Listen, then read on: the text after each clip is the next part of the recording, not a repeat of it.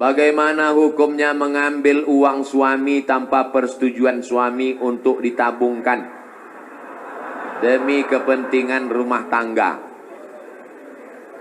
Ini namanya gerakan ibu-ibu kreatif.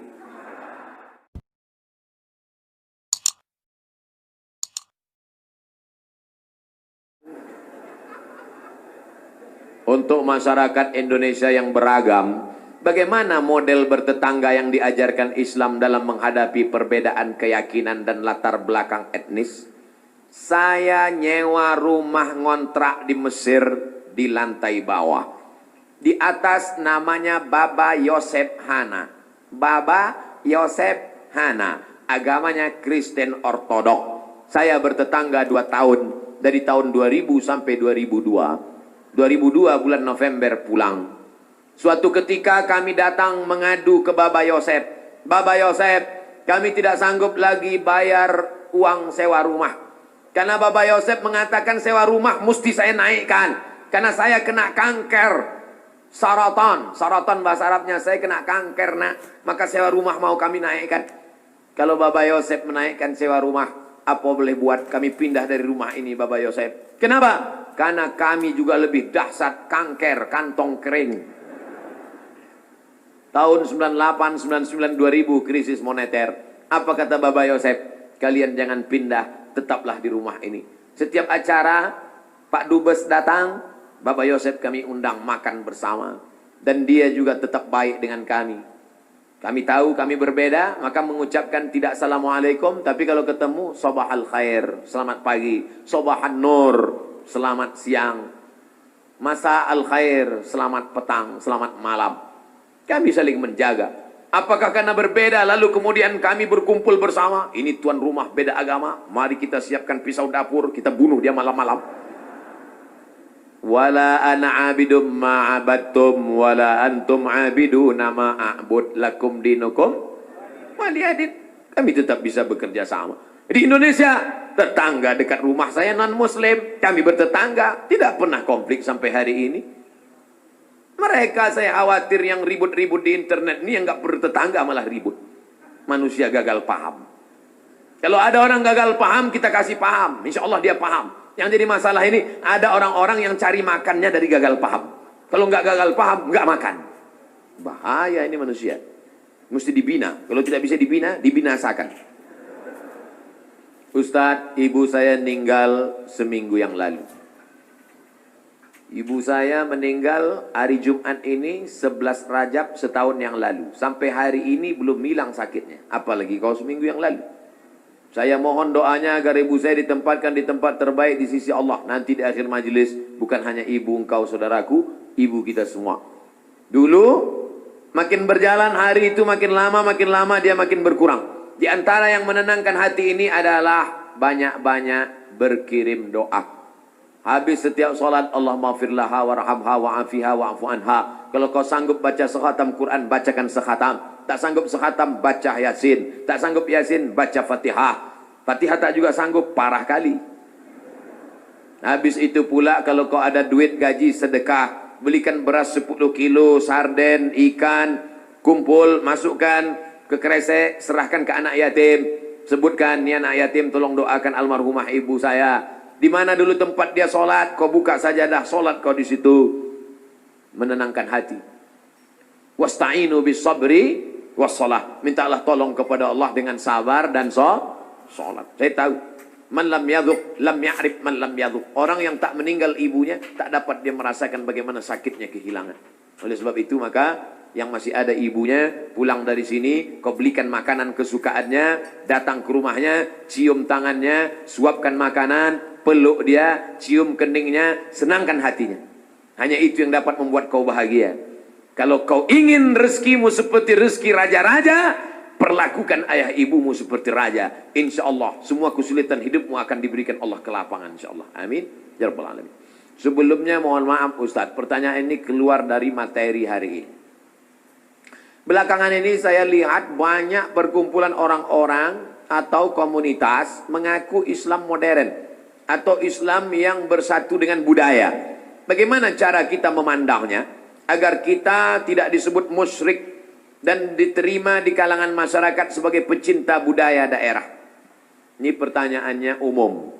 Kalau mau nanya ke saya masalah hukum fikih, sebutkan secara spesifik satu contoh kasus. Karena kalau cerita masalah budaya, maka saya pecinta budaya. Peci ini agama atau budaya? Budaya. Mana ada hadis Nabi, sahabat, tabi'in, Imam Syafi'i pakai peci? Ini budaya. Saya pakai budaya ini sekarang. Maka kemana-mana saya mau menunjukkan budaya. Ketika di Maroko pun waktu sidang S3 saya pakai. Saya mau menunjukkan saya orang Indonesia. Saya pakai batik. Batik itu budaya? Budaya. Apakah salah saya pakai peci dan batik? Tidak. Ada juga orang mengatakan, jangan pakai batik gambar burung. Nggak boleh dibawa sholat. Kenapa? Karena dalam burung itu ada tai. Gimana ceritanya? Saya yang bodoh apa dia yang pintar? Selama budaya itu tidak mengandung unsur kemusyrikan, merusak akidah, maka ada syarat dan ketentuan berlaku. Wala ana abidum ma'abattum wala antum abiduna ma'abud lakum dinukum waliyadin. Karpet ini agama atau budaya? Budaya. Karpet ini budaya. Masjid Nabawi yang asli nggak ada karpetnya. Ini berapa kali budaya? Ini lagi membuat bunga-bunga. Ini budaya semua nih. Bunganya mati lagi. Oleh sebab itu maka bahkan masjid kita pun banyak budaya. Ini bangunan melengkung di tengah. Tiang melengkung di tengah disebut dengan kubah. Kubah itu budaya dari Bizantium, Romawi. Makanya bangunan-bangunan Romawi, coba tengok gereja-gereja ortodok di Moskow pakai kubah. Orang yang tidak ngerti dia tengok, loh kok ada masjid di Moskow? Padahal itu katedral. Bangunan itu adalah budaya Eropa, budaya Bizantium, budaya Romawi kuno. Diambil, maka tidak jadi masalah karena tidak terkait dengan akidah. Begitu juga dengan tiang menara masjid, itu bukan agama, itu budaya. Karena dulu di Mesir ada namanya tiang tinggi tempat api di tepi laut, supaya para nelayan kalau tengah malam jangan sampai kapalnya nabrak ke pantai. Maka disebutlah tempat itu mercusuar, sehingga di tengah malam dia ngelihat. Waktu itu belum ada GPRS. Maka dia lihat, oh kita udah dekat di tepi pantai, maka layar mesti diarahkan ke melawan angin supaya kapal tidak laju, supaya tidak kencang. Lalu kemudian ketika orang Islam melihat ada menara tinggi, apinya dibuang, muazzinnya naik ke atas. Allahu Akbar, Allahu Akbar. Sekarang muazzinnya di bawah, mikrofonnya ke atas. Sound systemnya di atas. Sekarang nggak ada lagi kabel, wireless. Ini semuanya budaya. Selama budaya itu tidak merusak akidah, maka boleh. Yang nggak boleh itu budaya celana pendek. Kenapa? Karena melanggar syariat Islam. Nampak pangkal paha dan lutut. Tidak sah salat. Selama budaya tidak melanggar akidah, maka dia boleh dilaksanakan. Budaya itu apa Pak Ustaz? Hasil cipta karya karsa manusia. Yang tidak ada wahyu di dalamnya. Pak Ustaz, saya mau tanya kenapa hati saya selalu gelisah? Padahal saya sudah perbanyak istighfar. Tolong masukannya. Semoga Pak Ustaz selalu dilindungi Allah Subhanahu wa Ta'ala. Di mana letak gelisah itu? Di dada sebelah kiri. Nama tempatnya jantung. Tapi ada yang bilang hati Pak Ustaz. Kombinasikan aja dua. Jantung hatiku. Berdegup dan berdetak di sebelah kiri. Coba rasakan. Bagi yang tak merasakan, lapor ke panitia. Kain kapan sudah siap. Makanya kadang kita bangun tidur nggak ada angin, nggak ada hujan, risau, suntuk di dalam. Tapi begitu kita ambil wudhu, sholat, terasa dia seperti kopi yang habis diaduk, tiba-tiba bening. Ala bidzikrillahi tatmainnul qulub. Dengan banyak berzikir mengingat Allah, maka hati akan menjadi tenang. Ya muqallibal qulub, wahai engkau yang membolak-balikkan hati, tsabbit qalbi, kokohkan hatiku, ala dinik wa ala ta'atik. Apakah materi bisa menenangkan hati? Tidak. Materi hanya bisa menenangkan materi. Materi lambung. Lambung hanya bisa ditenangkan dengan materi. Apa dia? Nasi uduk. Ayam penyet, ayam pop, ayam mati. Tapi non materi hanya bisa ditenangkan dengan agama.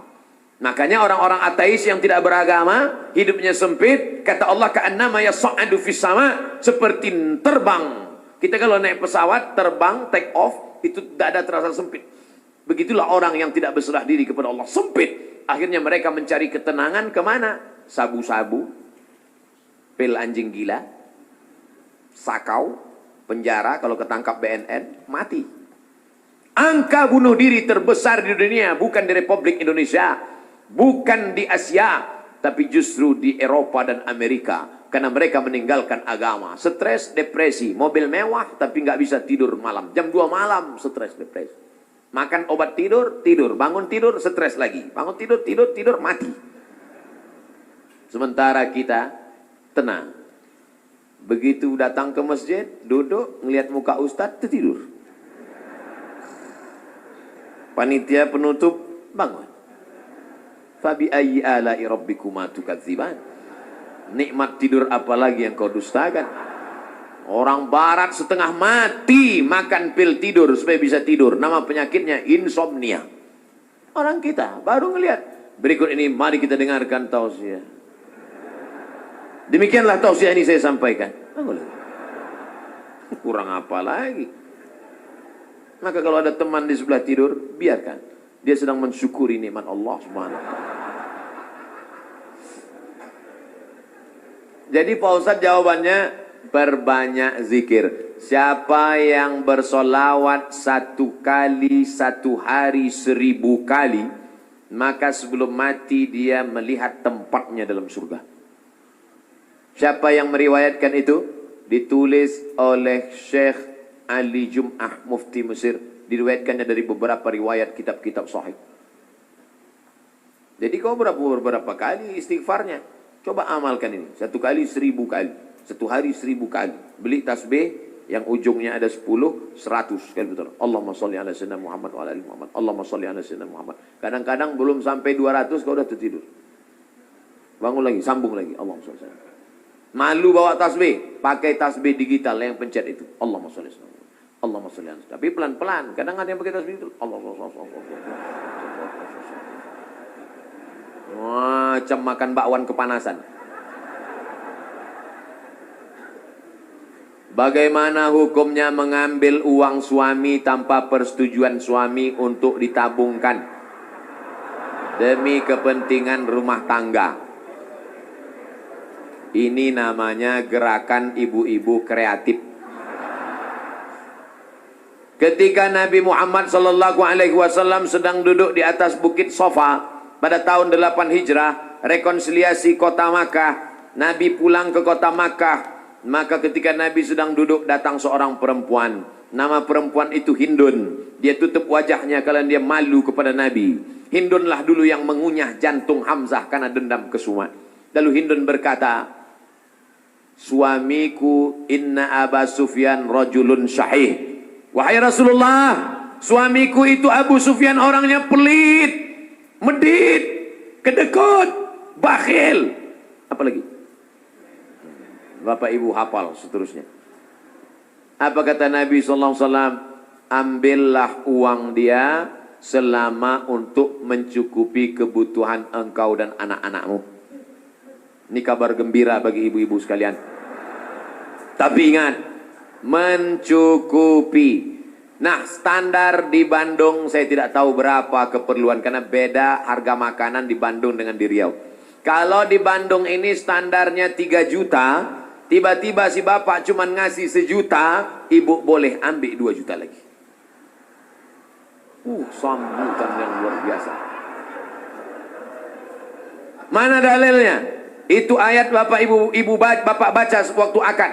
Wa ashiruhunna bil ma'ruf. Pergaulilah mereka dengan ma'ruf. Ma'ruf diambil dari kata urf. Urf artinya tradisi setempat. Dasar pengambilan hukum dalam Islam ada 10. Quran, hadis, ijma', qiyas, syar'u man qablana, saddu zara'i, qaulu sahabi, istihsan, istishab, urf. Urf artinya standar umum di kota Bandung berapa. Kalau umumnya di Bandung ini 5 juta, ternyata selama ini dia kasih 2, berarti ibu bisa ambil 3 menurut standar dan ketentuan berlaku.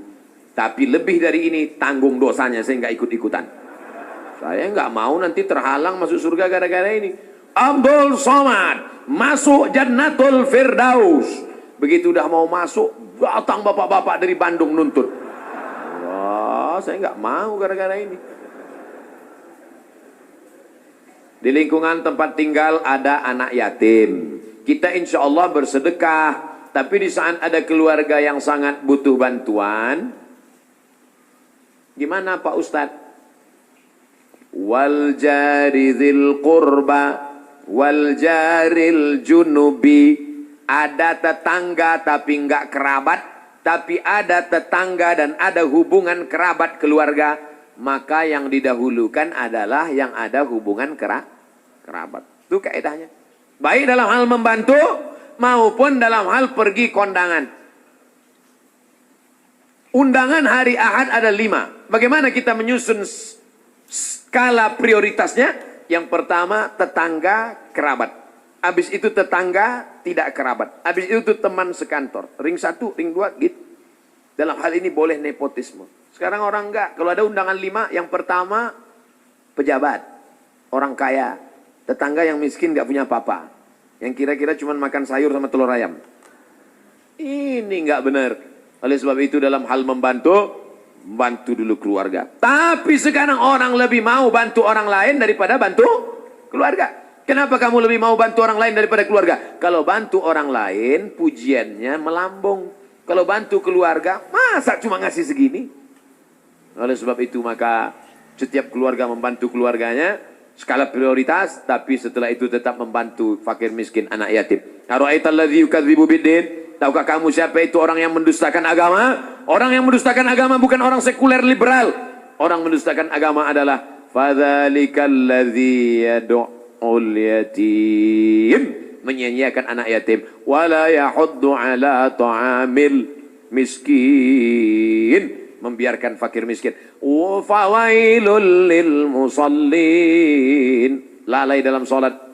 Alladzina hum an salatihim sahun alladzina hum yura'un, riya, wa yamna'unal ma'un, melarang orang berbuat baik, tolong menolong. 5 ini mudah-mudahan kita tidak termasuk dalam pendusta agama.